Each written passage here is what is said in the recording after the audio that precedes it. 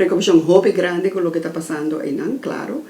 Tiene dos problemas, en verdad. Uno está el holo, que tiene molester de hora que tiene gente, turista y local, que tiene de vecindario, está cana, o está come, o está queda en el hotel. Entonces, está un problema que se soluciona. Otro problema tiene que nos tiene miedo, hobby miedo de riesgo de contaminación. Es claro, es un riesgo y ahora para gente en economía.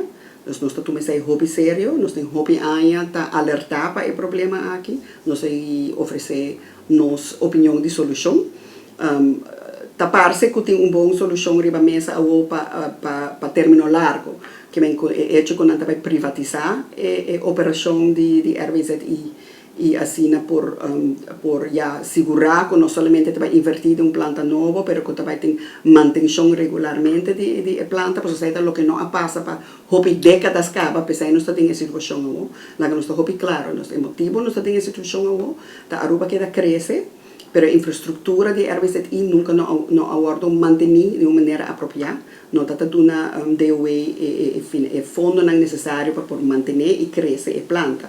Porque nós temos planta que não tem a capacidade necessária.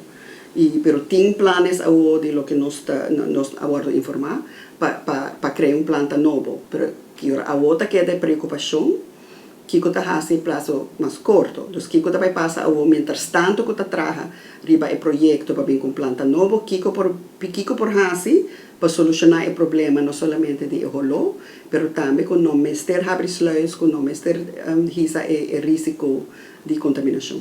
Nós sempre está avisa que nós temos para oferecer-nos mais para da parte de conversação, para participar da solução e para sostener a solução.